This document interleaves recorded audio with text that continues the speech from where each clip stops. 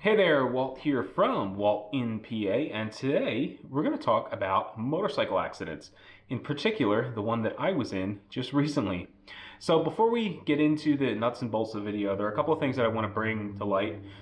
So if you are looking for crash footage or a crash compilation of any sort, this is not the video for you. Additionally, if you're looking for a short, concise video that just talks about motorcycle crashes in general, this is also not the video for you.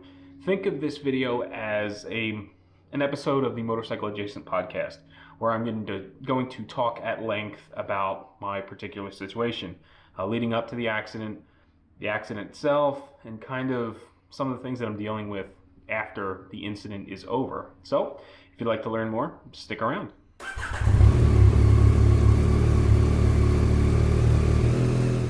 So to start this video, I think it's important to say, as far as motorcycle accidents go, this was an absolute best case scenario. The bike was damaged, but I walked away unscathed. In fact, I never even hit the ground. And I'm very thankful for that, because it could have been much, much worse. So let's start at the beginning. On Sunday, this past Sunday, it was Father's Day, and I was planning on going for a ride out to this place called Brigadoon Cafe out in the Bucks County area. And I was going to go out there, maybe have some breakfast, get some fresh coffee, and just have a really nice Father's Day breakfast after riding out into Bucks County, which is a nice area to ride around in. But change of plans, I wound up getting up, I spent some time with my family, hung out with my kids a little while, wound up having breakfast at home with my kids. After a little while, I decided that I was going to go out and take a ride on the motorcycle. Now, at that point, I had already had breakfast, really didn't have much interest in riding out to Brigadoon. So I sat down at my computer and I started Googling various places that I could go, ride to and just kind of have a fun little late morning, early afternoon ride. And I settled on visiting the covered bridge in Lancaster. So I geared up, I plugged in the location into Detect, my motorcycle GPS app, ride tracker, and I set off. So I rode down some back roads. I wound up hitting a short section of 422, which is a terrible expressway in the area, but I was only on it for a very short period of time. I took it for, I don't even think it was a half a mile, and I made a left onto Pennsylvania Route 345. Not the one I did the video on, but a separate section. It's kind of a connector between the east and westbound sides of 422. Once you cross over, it takes you down into Birdsboro, Pennsylvania, where I was going to keep on going into the Lancaster area. So I made the left off of Route 422. There was a vehicle in front of me, and then a vehicle behind me. We approached the red light. The vehicle in front of me stopped. I stopped behind the vehicle. The vehicle behind me stopped behind me. I did the usual, looked up at the light. It's red, okay. Look at the vehicle in front of me, okay. Check my mirrors. The vehicle behind me stopped. Everything seemed normal. So I'm just kind of sitting there, glancing up at the light, glance down at the car in front of me. The car in front of me moves up a little bit, 3-4 feet maybe, to get a little bit closer to the light, I guess, to try to trigger the sensor, because it's kind of a long light there because of the expressway. And I assume that when the vehicle in front of me started moving, the vehicle behind me thought that the light changed. So I'm just kind of sitting there, relaxed, left hand on the clutch, right hand on the brake, right foot on the brake, left foot on the ground, kind of glancing up at the traffic light, looking down, just kind of scanning the scene. And then all of a sudden, there was a tremendous jolt. Now, when it happened, I kind of went backwards and was looking at the sky for a second, and remember saying some profanity into my helmet. And instantaneously, I thought maybe my clutch cable broke. I mean, have you ever like dropped the clutch accidentally or let the clutch out when the bike was in gear thinking that it was in neutral, and it kind of jolts under you, moves a little bit? I mean, it doesn't like take off or anything, but it jolts and then stalls. It was kind of like that, only a lot more power behind it. So I get slammed. I feel this big giant jolt. My head and arms kind of go up for a second, and then as I come down to try to get myself situated, the bike is already leaning over. So at that point, the bike just toppled over onto its side. I kind of went with it, and I'm not quite sure how I managed it, but I stepped off the bike, did a little hop, and still thinking like, oh no, I did something stupid. I turn around and there's a car pressed tight up against my bike, and that's that's when the irritation kind of started to come in, because I knew at that point that I had been rear-ended by the vehicle behind me. So I'm standing there, kind of dumbfounded, looking at the scene, looking at my bike, looking at this vehicle pushed up against it, and there's a little kid in the passenger seat of the car that hit me, and I can hear him shouting, "Are you okay? Are you okay?" And I'm wearing a full-face helmet. I'm kind of shaking my head. I'm not talking because I can't imagine he's going to hear me.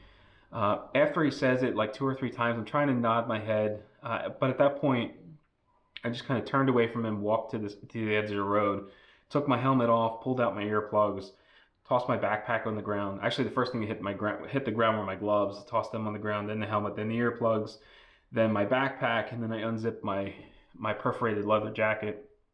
And at that point, the child was out of the car, and he kept saying to me, "I'm so sorry. Are you okay? Gammy was texting so and so, and she didn't see you. It was an accident. She's sorry. Gammy was texting so and so." I don't remember. He did tell me who she was texting, but I don't remember who or why. The kid must have been maybe 10 years old. At that point, the woman was still in the car. I'd imagine she was probably finishing her text message. And then the car in front of me heard the crash. He pulled off to the side. He got out, and he was standing there, and he looked at the little kid, and he said, "Man, maybe you should stop talking now. Just kind of quiet down, because here this kid rambling on about his grandmother's texting, and she ran into me, and she didn't see me, and it's okay. It's just an accident. You're okay. That sort of thing." Eventually, the woman gets out of the car. She walks around, and she asks me if I'm okay. I say yes. She says, "Thank God. I'm so sorry. I wasn't paying attention. It was totally my fault." And she asked me, "Do you want to see my insurance information?" And at that point, I was kind of irritated that I got rear-ended. I was even more irritated that I got rear-ended by someone that was text messaging when it happened, and kind of more snarky than I needed to. I said, "No, what I want is a police report." And I reached down and I grabbed my iPhone off of my quad lock I had, because I had Detect up for directions. So I reached down, I grabbed the phone, I called 911. That was kind of an interesting situation, because I didn't really know I knew where I was, but I didn't know the road names. I didn't know, the businesses in the area. So I'm on the phone with dispatch, and she asked me my location. I told her, I'm at the intersection of Route 345 and Route 422. I said, I don't know the road names because they change in various places. I know now, but the road that I got hit on was, I believe, South Center or Center Road. And then further down, it turns into like Main Street, and the road that comes across in one section is Ben Franklin Highway, and in another section, it's like Baumstown Road. So as these roads go through different townships, they change names. I just know that it was 345, 422, that's where I was. So dispatch is asking me, "Oh, are you near like the Baumstown Church, or heading towards the Baumstown Church?" I'm like, I don't know where that is. I'm just, here is where I am. And a few minutes later, the police show up.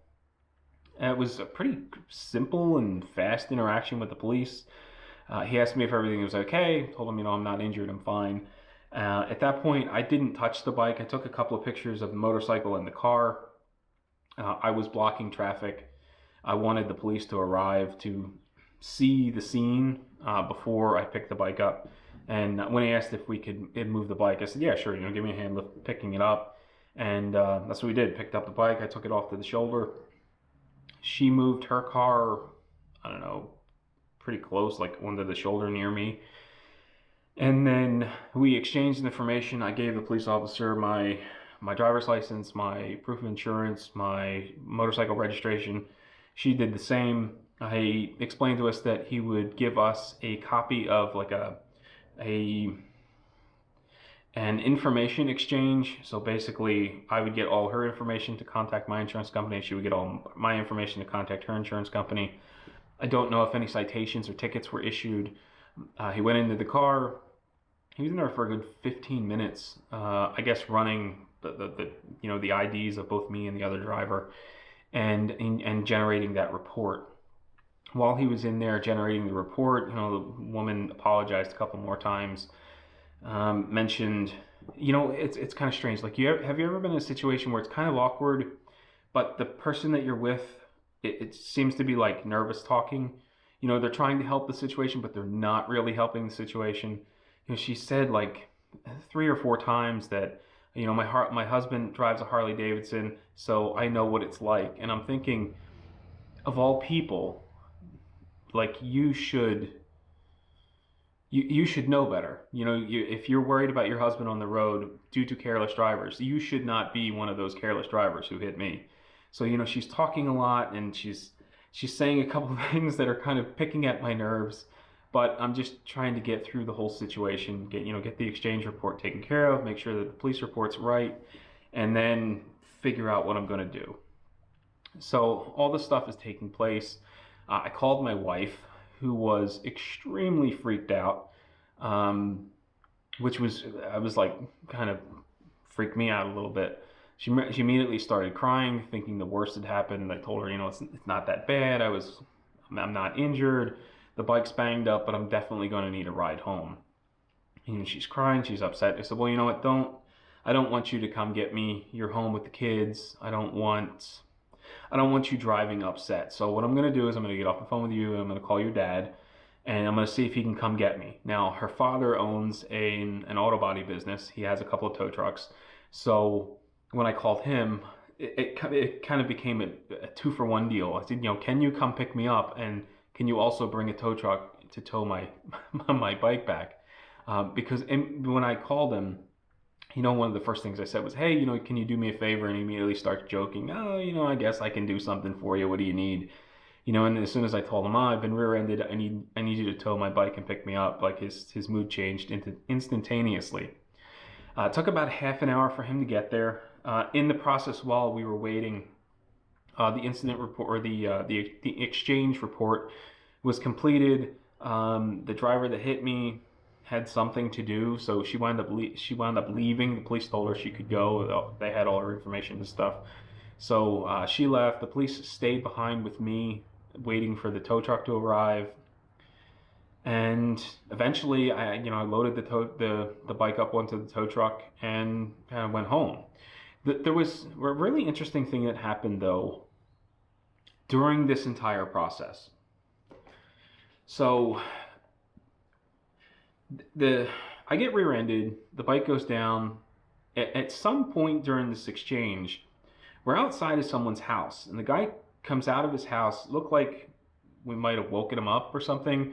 He didn't have a shirt on. He looked a little bit disheveled, and he said, like, hey, is everyone all right? Anyone need a bottle of water? Do you guys need anything? And everyone thanked him, said no thanks, and kind of waved, and then went inside the house.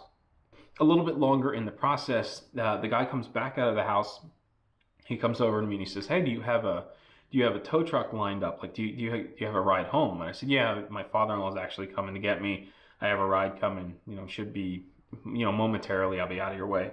And he says, no, it's, I have a trailer in the back. If you needed it, we could have loaded up your bike. So, I'm glad to hear that everything's worked out. You got a ride, you got a tow truck. And then, he kind of goes back into the house. Then when my father-in-law gets there, so my father-in-law's got an auto body business. He does cars and trucks. He's not set up for motorcycles. So whenever he tows a motorcycle, it's kind of, you just gotta kind of make it work. So he pulls up at the flatbed, and, we kind of talk through how we're going to do this. He's going to kind of lower the bed. I'm going to push the bike up onto the ramp. Then he's going to level out the bed, and then he'll give me a hand kind of getting the bike situated at the far end of at the most forward end of the bed. We'll get it all strapped down, and then we'll be able to go. So, he goes on, he starts turning the stuff on so he can start using the hydraulics to move the bed. And the guy comes back out of the house again and gives me a hand backing the bike up, getting it in a position. My father-in-law drops the bed. This guy helps me push the bike up onto the ramp. And the whole time we're kind of like chit-chatting. He mentions, I ride a Harley Fat Boy. So I'm kind of like putting the pieces together at this point. Oh, he rides a Harley Fat Boy. He has a trailer. He's checking on me. Like I'm starting to understand. It's starting to become clear. So we get the bike situated. I get the bike strapped down. I shake the guy's hand. I thanked him numerous times throughout the entire process. As you know, I'm kind of tightening the last of the straps down. The guy picks up all my gear, loads it into the tow truck for me. I thank him again, and you know, we were kind of off and on our way. What kills me is I never thought to ask this guy's name. You know, he was such a kind and helpful individual, and I could kick myself now, but I never thought to ask his name. I, you know, shook his hand. I thanked him a bunch of times, but I have no idea what his name is. And it was kind of an eye-opening experience. You know, especially when you're in an online community, you know, there's all this talk of this motorcycle brotherhood, and I guess I never really understood what that really meant. You know, when we go down the road, we do the two fingers to one another, we wave. You know, we try to be nice to one another, strike up conversations in parking lots. You know, that kind of look out for each other in those sort of ways. But I've never had anyone go out of their way to help me that much. And that just kind of gave me an eye-opening experience into this brotherhood that gets talked about so much online. So I don't know the guy's name. If from some freak chance you're out there and you recognize my face and the motorcycle, thank you very, very much. I really appreciate all the help. You didn't have to do that, but I really, really appreciate it. You kind of given me some insight into what this whole motorcycle brotherhood thing really is, and that means a lot to me.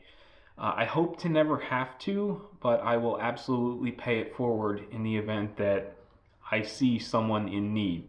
As I said, hopefully it's not helping someone out at a crash, but I will absolutely pay it forward, and that I can attribute to you, Mr. Stranger, that helped a complete stranger after being rear-ended on the side of the road. So thank you. So as I said early on, as far as motorcycle accidents go, this was a best case scenario. My body never hit the ground. I wasn't really injured. It was a bit sore a few hours after the accident. My back was bothering me a little bit, but not enough to stop me from moving around as normal.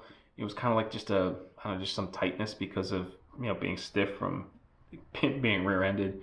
And when I went over the bike, or when I was kind of getting off, my left leg must have caught something. I've got a scuff across my calf and a bruise kind of up higher on the calf near my knee. Initially, I thought like maybe I whacked the foot peg, because my left foot was on the ground. So maybe when all this was happening and my left foot was coming up, maybe I scraped it on the foot peg, but I'm not sure where the bruise came from. I don't know that her bumper would have made contact with me. She made contact with my rear tire, and in doing so, the tail section of my bike hit her hood. So I don't know that her bumper would have been far enough for me to hit my leg, or whether I just caught something going over the bike. But got a little bit of a bruise. Again, it's not enough to make me not do anything that I normally do. I walk around, it's fine. If I push on it, it's kind of tender, but really that is the extent of it. And all things considered, I mean, I'm virtually unscathed.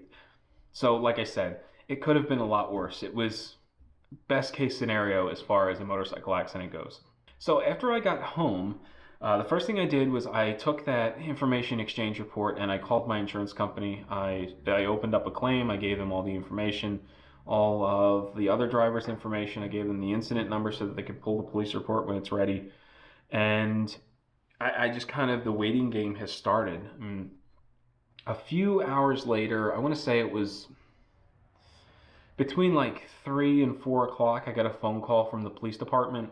It was the officer writing the report. He called to confirm a couple of things. He asked if I was stationary when I was rear-ended and if I sustained any injuries. And I reaffirmed that I was stationary. I was completely stopped when she struck me. And aside from being a little sore, I'm injury-free. So, said thank you. That's all the information I needed. And then I got off the phone with him. The following morning, I got a call from the woman's insurance company, and they proceeded to tell me that There could be a slight problem in that the woman that hit me only has she has state minimum coverage, so it's like $5,000 worth of damages. And if the repairs exceed the $5,000, I'm not really sure what happens. I can go through my own insurance company, pay my own deductible, and then be reimbursed by her insurance company. I'm having a very tough time getting a hold of my own insurance adjuster. This process has been a little infuriating, just the lack of communication with my adjuster. I don't know if this is normal. I did call my local agent to mildly complain about it, and he had mentioned that, oh, the adjuster may have 200 other cases on file. Sometimes this takes a little bit of time. And my immediate thought was like, I pay you a lot of money every month for coverage on 2 vehicles, 2 motorcycles, my house, and yet like there's a delay in this. Like this should be a little quicker. I mean, I did get a phone call from the other insurance company. Like, I don't know, she must have called me at like 9:30 in the morning. I'd imagine they opened at 9 a.m. So they Liberty Mutual was on the ball. Not so much my insurance company. So hopefully everything pans out there. I really don't know how this is going to go. I need to talk to my insurance adjuster because I don't know whether to process this through their insurance policy or my insurance policy, because I don't know what sort of damage I'm looking at. So when she rear-ended me, the bulk of the impact was on the rear tire, and her hood hit my tail section. So the tail is just completely crumpled, like folded up under the seat. So my brake light's broken, my turn signals are broken. I don't know if anything else on the rear of the bike is broken. My seat's not torn, which is good because I was a little worried about having to replace that comfort seat. And when I got hit, the bike went over on its side, so the right bar end is scuffed. The frame slider is really gouged up, which, I mean, it's what it's designed to do. So good job, RNG Racing, I think is what I have on that bike. My driver's foot peg is scuffed up. The rear passenger, I don't remember whether might be the rear passenger foot peg or the mounting bracket is also scuffed up. My axle nut's all scuffed up, and something else on that side of the bike. So I don't know if that equates to $5,000 worth of damage or not. The mild concern that I have is because she hit me, because the impact was on my rear tire. I don't know if my swing arm could have been twisted. I mean, it's like aluminum, so I don't know if it's meant to sustain an impact like that. So the bike needs to be looked over, and because I haven't been in contact with my insurance adjuster, I don't know what to do. If I start down the path of using the driver that hits me's insurance, I don't know what happens if I hit the ceiling on the coverage. So do I need to process it through mine just in case? Again, all questions for my insurance adjuster. I just wish they would get back to me. Now, in a bit of frustration, I did wind up going over to Martin Moto. It's the dealership I bought the bike. It's where I bought the Ninja 400. It's where I bought my Honda CB650F. It's where I have all my service done. I have a long-standing relationship with Martin Moto. I like the service over there. And I figured I would go over there and talk to someone and see if they could give me a little bit of insight on how this whole process works. Do they even do insurance work? And if so, how does the process work? I've had damage done to my vehicles in the past. I had someone pull out in front of me in one of my cars. I got rear-ended many years ago, and the process is always pretty much the same. An insurance adjuster comes out, they evaluate the damage, they kind of write up an estimate or a quote, and then you take it to a shop and have it fixed. And if there are any issues, the shop doing the work submits an additional claim, and it's all kind of taken care of, not by me. So my concern was, is this insurance adjuster going to know what to look for? Are they going to be able to tell if the swing arm's twisted? How are they going to assess the damage? So I wanted to go over to Martin and talk to them about this whole process. They had said that generally the insurance company will pick up the motorcycle and deliver it to them on a tow truck. They will then do a 1 to 2 hour inspection, depending on how badly damaged the bike is, where they will itemize all of the components that need to be repaired or replaced. Then they will submit that information to the insurance company, who will either approve or deny, and then cut Martin Moto a check. So that's kind of one step in this whole process that it's a little comforting to know that I'm not necessarily waiting on an insurance adjuster to maybe come out and assess the damage, but more so kind of arrange pickup, and then kind of everything will happen at Martin Moto. There is a bit of a concern over that, not because of anything to do with Martin Moto, but it has everything to do with Yamaha. So if you remember a while back, I damaged the rear brake caliper on the MT-09, and 8 months later, it was still back ordered, and I had to eventually just cancel it. I was using a used rear brake caliper. So the concern is, what if any one of these components are back ordered? How many months is this bike going to sit over at the dealership waiting for Yamaha to fulfill a parts order on an insurance claim? So there's a concern there. I don't really think it's going to be totaled. I mean, she didn't hit me that hard, so hopefully it's just some components that are easily available, and it's not a ton of work, and it's easy to fix. But I won't know anything until I get it over to the dealership so that they can assess the damage. So folks, that's the end of this video. That's my my happy Father's Day, being rear-ended on my motorcycle. So the MT-09 SP is down and out for the time being.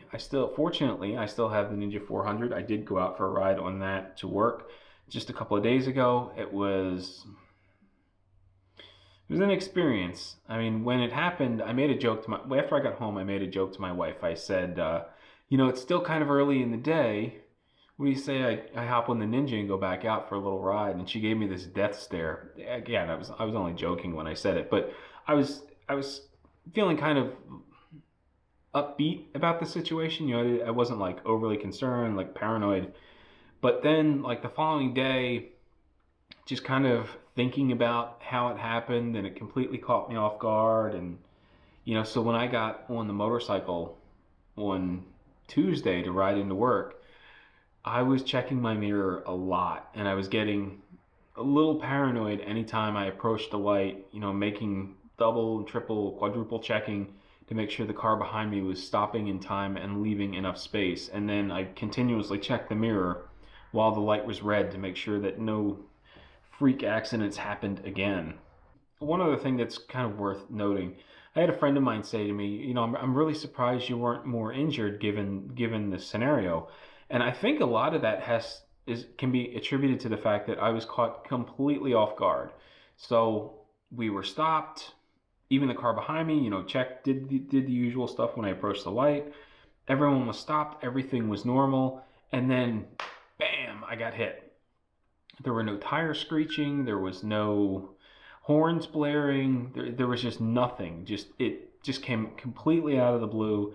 So I was relaxed. I was just kind of waiting for the light to change. And I think that probably has a lot to do with why I'm not a whole lot more sore, just because I was relaxed when it happened, never saw it coming. But enough about my accident. I'm sure I'll do follow-up videos to let you know how the whole process is going. This is all new. This is uncharted territory for me. I've never been in a motorcycle accident, so I don't really know how this whole insurance thing is going to play out. Hopefully it goes well. I will keep you in the loop as new things develop. Don't forget to check out WaltInPA.com, where usually I'll post little blog posts or blurbs about what's going on with this whole situation if you want to keep up kind of in real time. I'll try to post supplemental videos along with it, but usually I just kind of push stuff out to the blog first before I sit down and record any sort of video. So if you enjoyed this video, do me a huge favor. Don't forget to like, comment, and subscribe. If you have any experience with motorcycle accidents, I'd love for you to head on down to the comment section and tell me about it. What was the insurance process like? Did you get, did you have butterflies when you got back on the bike again? Did it change the way you ride? Did it change your perspective on riding? Did it make an impact on your mental state, moments before you get on the bike for that ride? So head on down to the comment section, share your thoughts. As always, ride safe, and I will catch you in the next one. And watch out for those people texting and driving. They're dangerous.